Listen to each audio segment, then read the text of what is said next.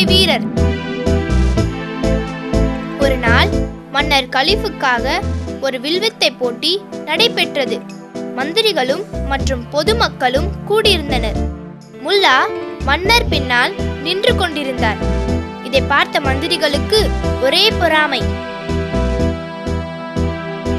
தயாரா நண்பர்களே, இந்த சந்தர்ப்பத்தை உபயோகப்படுத்தி முல்லாவை மன்னரிடம் மாட்டி விடலாம். ஜாக்கிரதை, அவர் எப்பொழுதும் தப்பித்துக் கொள்வார். ஞாபகம் இருக்கிறதா? போன தடவை அவருக்கு 3வது கண் இருப்பதாக சொன்னோம். அதிலும் தப்பித்து விட்டார். கவலைப்படாதே, இந்த தடவை நல்ல திட்டம் தீட்டியுள்ளேன். மன்னர் போட்டியை பார்த்து ரசித்துக் கொண்டிருந்தார். என்னுடைய வீரர்கள் உலகத்திலேயே சிறந்தவர்கள். யாராலும் அவர்களை வெல்ல முடியாது. ஆனால் நம் நாட்டில் ஒருவர்தான் சிறந்த வில்வித்தை வீரர் என்று சொல்லிக் கொண்டிருக்கிறாரே மன்னா. யார் அது? அது நம் முல்லாதான். முல்லாவிற்கு ஒரே அதிர்ச்சி. ஏனென்றால் எல்லோருக்கும் தெரியும் முல்லா வில்வித்தையில் ஒரு கத்துக்குட்டி என்று. இது மந்திரிகள் தீட்டிய திட்டம் என்று உணர்ந்தார். மன்னருக்கோ ஒரே கோபம்.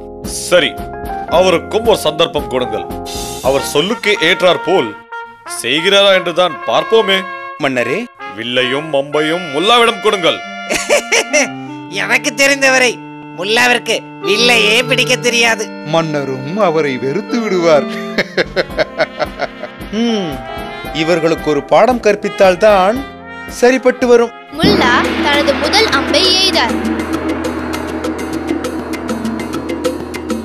அது தவறி போய் விழுந்தது. இப்படித்தான் மந்திரி யாக்கூப் எறிவார். முல்லா 2வது முறையாக எறிந்தார்.